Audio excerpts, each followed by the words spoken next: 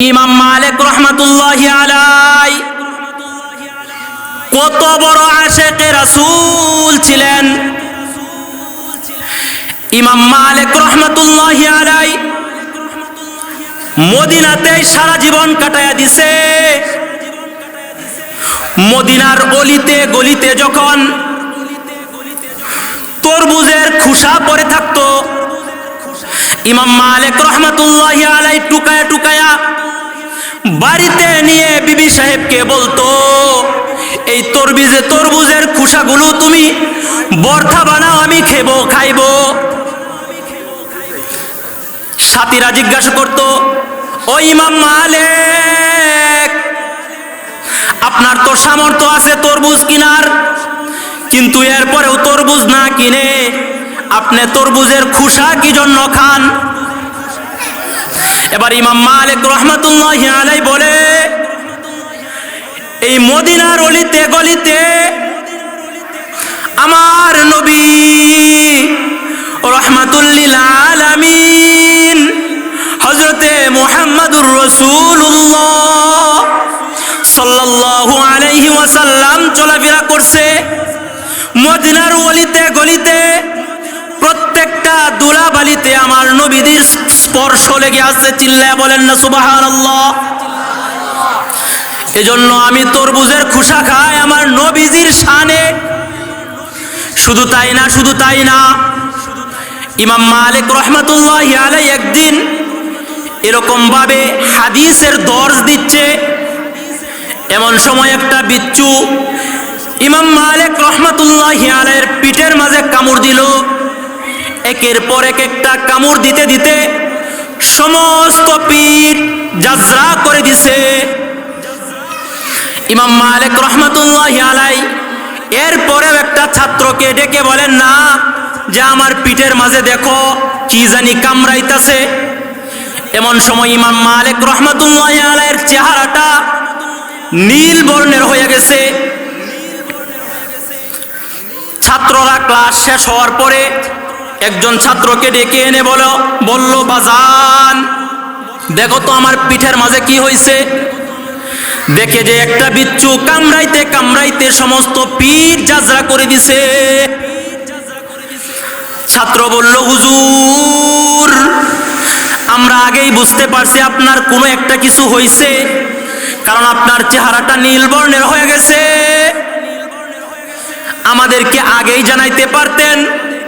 ইমাম মালিক রহমাতুল্লাহি আলাইহি বলে, এখানে হাদিসের দর্শ হচ্ছে, আমি যদি তোমাদেরকে জানাইতাম তাহলে আমার নবীজির শানের খেলাফ হইতো। চিল্লায়া বলেন না আল্লাহু আকবার। কেমন আশিকে রাসূল ছিলেন ওই ইমাম মালিক রহমাতুল্লাহি আলাইহি। এই এত বড় আশিকে রাসূল হওয়ার জন্য একবার চিন্তা ভাবনা করলো, আমার মন চাই আমি যেন মদিনাতেই শুইতে পারি, আমার শেষ দাফনটা যেন মদিনাতে হয়, কারণ আমার নবী রাহমাতুল লিল আলামিন এই মদিনাতেই শুয়ে আছে।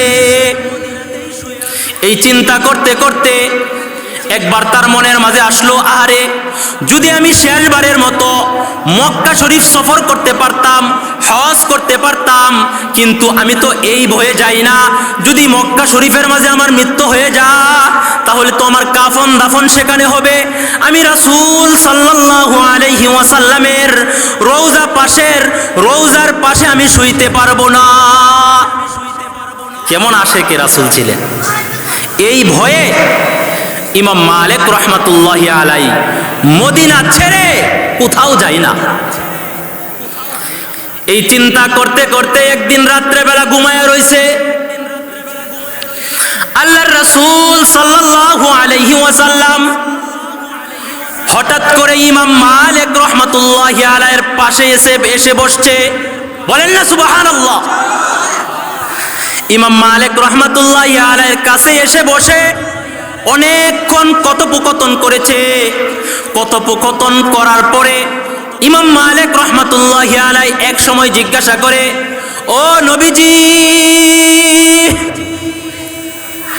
আমি কখন মরব আপনি যদি আমাকে জানাইতেন তাহলে আমি মক্কা শরীফে একটু সফর করে আসতাম, হজ করে আসতাম, আমার দিলের তামান্না। তবে নবীজি আমার এটাও তামান্না আমি যেন আপনার রওজার পাশে শুইতে পারি। সুবহানাল্লাহ বলেন না। নবীজি এই কথা শোনার পরে ইমাম মালিক রাহমাতুল্লাহি আলাইহির সাথে আর কথা বলে না, হাতের ইশারার দ্বারাতে 5টা আঙ্গুল দেখাইয়া দিছে। এভাবে 5টা আঙ্গুল দেখাইছে। ইমাম মালিক রাহমাতুল্লাহি আলাইহির স্বপ্ন ভাঙা গেছে, এবার পেরেশান হয়ে গেছে, কি ব্যাপার, এটা কি স্বপ্নে দেখলাম? আমার নবী রাহমাতুল লিল আলামিন আমাকে কি বলল? আমি কি 5 মিনিট বাঁচবো, নাকি 5 ঘন্টা বাঁচবো, নাকি 5 দিন বাঁচবো, নাকি 5 মাস বাঁচবো, নাকি 5 বছর বাঁচবো? পেরেশানি হয়ে গেছে। আগেই তো ভালো ছিল, নবীকে জিজ্ঞাসা করার পরে এখন আরো বিপদে পড়ে গেছে। ওই সময়ের সবচেয়ে বড় স্বপ্নের ব্যাখ্যাবিদ ইবনে সিরিনের নাম শুনছেন? যদি না শুনেন তাহলে আজকে শুনেন। ইমাম মালিক রাহমাতুল্লাহি আলাইহির সময়ে ভবিষ্যতে যত আলেম গেছে, ভবিষ্যতে যত আলেম আসবে, এরকম বড় স্বপ্নের ব্যাখ্যাবিদ আর আসবে না। এত বড় স্বপ্নের ব্যাখ্যাবিদ ইমাম মালিক রাহমাতুল্লাহি আলাইহি খাদেমকে পাঠাইছে, আমি তো এরকম স্বপ্নে দেখছি, তুমি যাও ইবনে সিরিনের কাছে যাও, আমার স্বপ্ন খুলে বলো, তবে আমার নাম বলবা না। ইবনে সিরিন স্বপ্নের ব্যাখ্যা কি দেয় সেটা জেনে আসো। ইবনে সিরিনের কাছে খাদেম গেল, যাওয়ার পরে বলে, হযরত, এক ব্যক্তি স্বপ্নে দেখছে রাসূল সাল্লাল্লাহু আলাইহি ওয়াসাল্লাম তার কাছে আসছে। আল্লাহর রাসূল সাল্লাল্লাহু আলাইহি ওয়াসাল্লামকে জিজ্ঞাসা করা হলো, ইয়া রাসূলুল্লাহ, ইয়া হাবিবাল্লাহ, আমি কখন মৃত্যুবরণ করব? আল্লাহর রাসূল সাল্লাল্লাহু আলাইহি ওয়াসাল্লাম এভাবে 5 আঙ্গুল দ্বারাতে ইশারা করছে। এটার দ্বারাতে কি বুঝাইছে?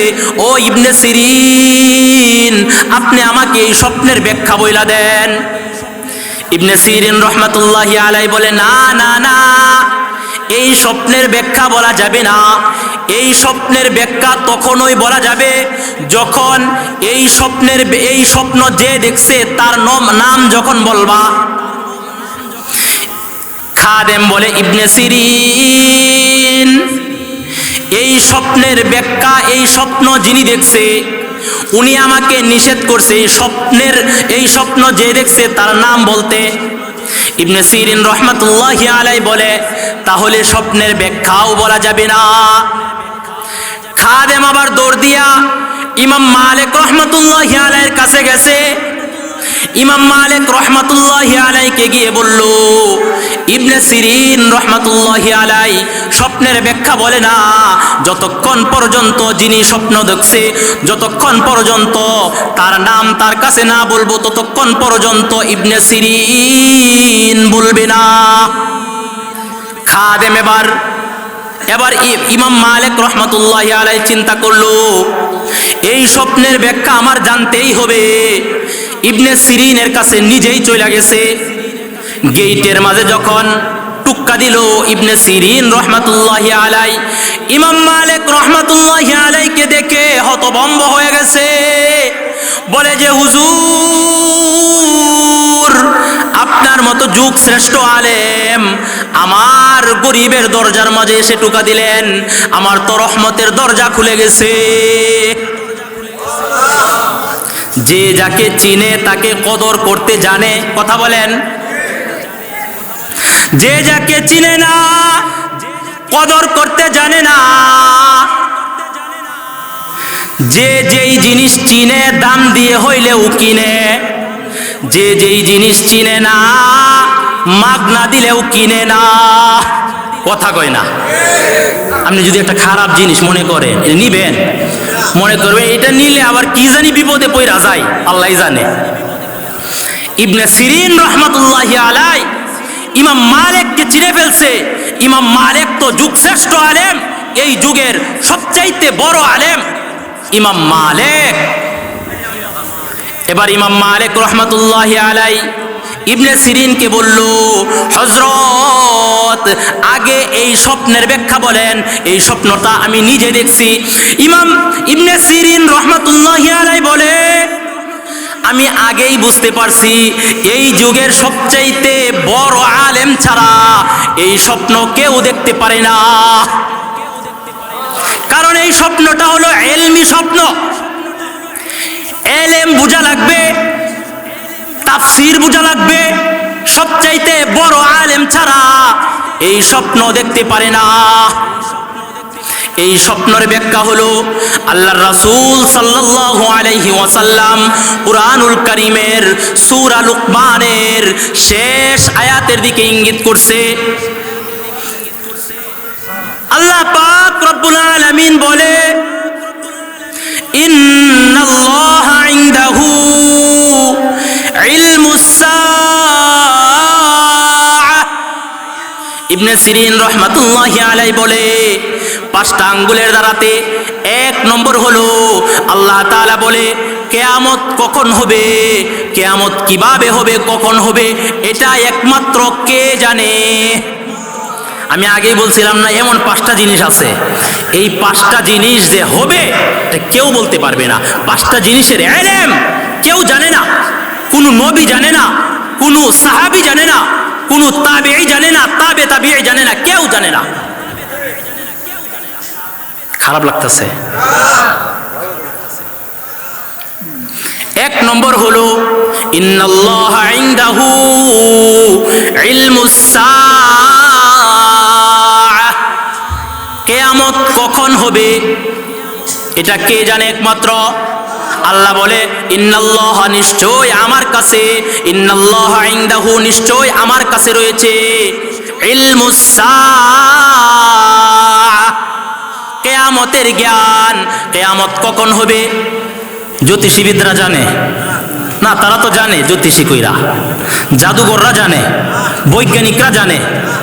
যদি কোনো পীর বাবা বলে যে অমুক মাসে অমুক তারিখে অমুক বারে কিয়ামত হয়ে যাবে, বিশ্বাস করবেন? ঈমান চলে যাবে, ঈমান থাকবে না। এজন্য কিয়ামত সম্পর্কে, কিয়ামত কখন হবে এটা জানতে চাইবেন না। এটা একমাত্র আমার মালিক, আমার মালিকই ভালো জানে। ইন্নাল্লাহা ইনদাহু ইলমুস সাআহ ওয়া ইউনাজ্জিলুল গায়স। দ্বিতীয় নম্বর বিষয় হলো বৃষ্টি কখন, কোথায়, কতটুকু বেগে হবে এটা একমাত্র কে জানে? কথা কয় না, কথা কয় না, কে জানে? চিল্লায়া বলেন, কে জানে? বৃষ্টি কখন, কোথায়, কতটুকু বেগে হবে, বৃষ্টির সাথে কি বাতাস থাকবে কিনা, বৃষ্টির সাথে শিলাবৃষ্টি হবে কিনা এটা একমাত্র কে জানে? এমন দেখবেন অনেক সময় ঘটে থাকে, যদি উত্তরবন, চর উত্তরবন বৃষ্টি হয়, কামারখালীতে বৃষ্টি হয় না। চর উত্তরবন বৃষ্টি হইলে ময়মনসিংহ বৃষ্টি হয় না। চর উত্তরবন বৃষ্টি হইলে মধুপুর বৃষ্টি হয় না। এরকম হয় না? কিরকম লীলা খেলা আল্লাহর, চিন্তা করছেন? ওয়ায়ুনাজ্জিলুল গায়স।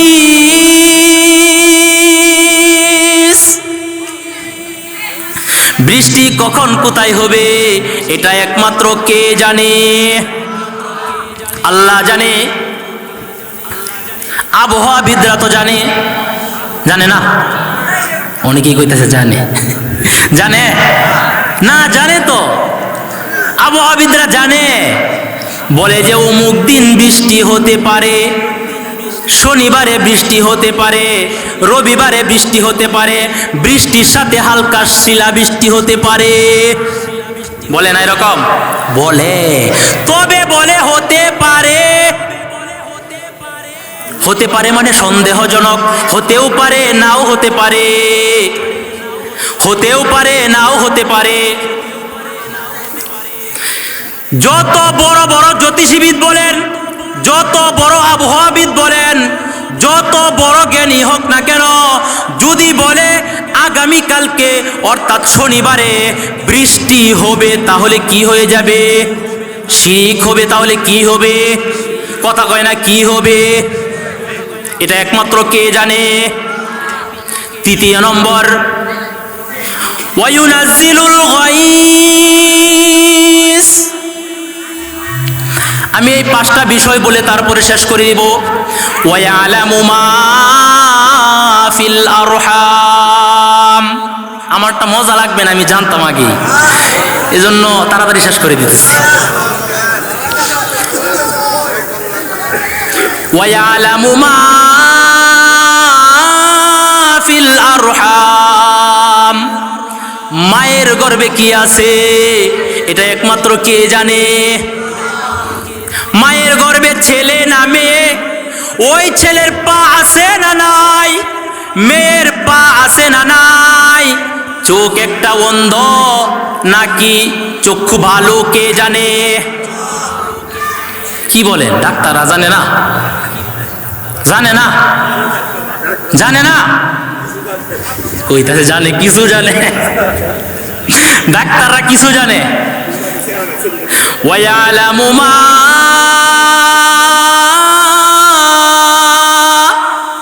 ফিল আরহাম।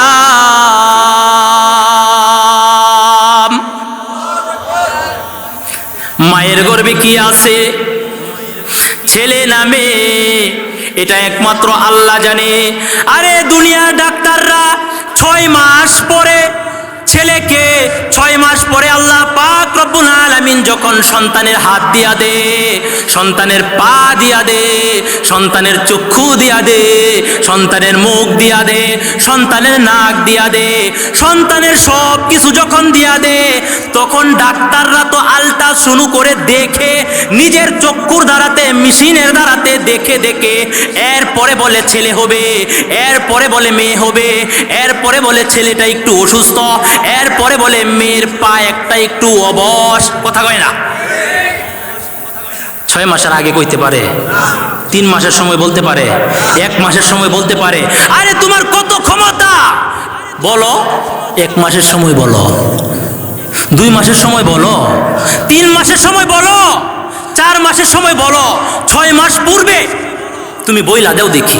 পৃথিবীর যত বড় বড় ডাক্তার আছে, খালি বাংলাদেশের ডাক্তার না, পৃথিবীর যত বড় বড় ডাক্তার আছে, সমস্ত ডাক্তারকে একত্রিত করে 1 মাস পরে মায়ের গর্ভে কি আছে, যদি পৃথিবীর বড় বড় ডাক্তাররা গবেষণা করে, এর পরেও বিন্দু মাত্রা একটা ধারণা দিতে পারবে না যে মায়ের গর্ভে ছেলে আছে। ধারণা দিতে পারবে?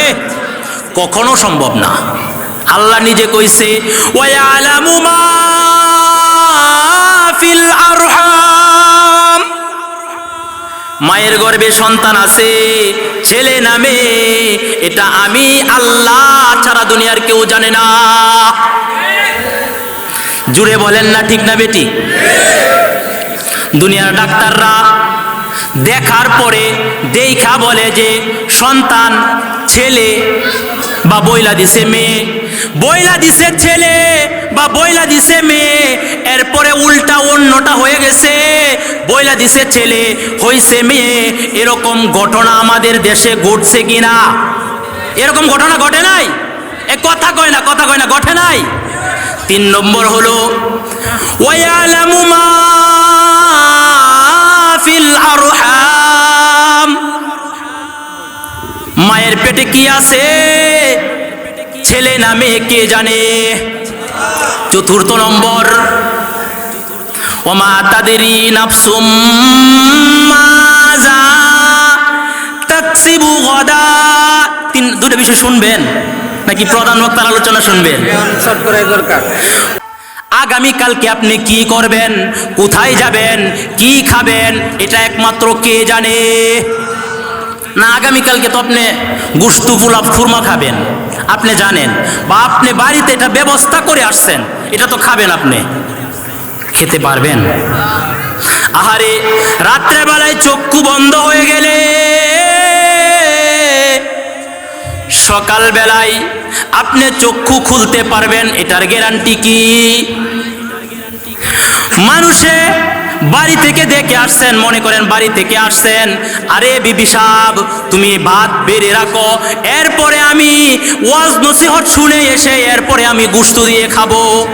গ্যারান্টি আছে গিয়ে খেতে পারবেন? এমন তো হতে পারে আপনার ভাত আর থাকবে না, অন্য কেউ খেয়ে ফেলছে, হয় না এরকম? আমার জীবনে এরকম একটা ঘটনা আছে, এটা আরেকদিন বলবো ইনশাআল্লাহ। পঞ্চম নম্বর, ইমাম মালিক রহমাতুল্লাহি আলাইহি যে ইবনে সিরিনকে বলেছিল আমি কবে মৃত্যুবরণ করব, কোথায় মৃত্যুবরণ করব, আপনি আমাকে জানায়া দেন। পঞ্চম নম্বরে আল্লাহ পাক রব্বুল আলামিন বলেন ওয়ায়ুনাজ্জিলুল গায়স ওয়া ইয়ালামু মা ফিল আরহাম ওয়া মা তাদরি নাফসুম মাযা তাকসিবু গাদা ওয়া মা তাদরি নাফসুম বিআইয়ি আরদিন তামুত। কে কোথায় কিভাবে মৃত্যুবরণ করবে একমাত্র কে জানে। আপনি চিন্তা করতেছেন আমি উত্তরবন মৃত্যুবরণ করব, না না না, আপনার মৃত্যুটা ঢাকাও হতে পারে, আপনার মৃত্যুটা হাসপাতালের মাঝেও হতে পারে, আপনার মৃত্যুটা ঢাকা পিজিতেও হতে পারে। কথা কয় না, কথা কয় না? এজন্য কে কোথায় মৃত্যুবরণ করবে একমাত্র কে জানে, চিল্লায়া বলেন। মৃত্যু আমার কোথায় হবে, কখন হবে, কবে হবে, আমার কত বছর বয়সে হবে, একমাত্র জানে কে? পীর বাবারা বইলা দিতে পারে? পারে? পীর বাবারা বলতে পারে তুমি 40 বছর বয়সে মৃত্যুবরণ করবা, জ্যোতিষীবিদরা বইলা দিতে পারে তুমি 60 বছর বয়সে মৃত্যুবরণ করবা, নাকি? তাহলে আমি কয়টা বিষয় বললাম? 5টা বিষয়। মনে থাকবে? ওয়াজ থেকে নিয়ে যেতে পারবেন বিষয়টা?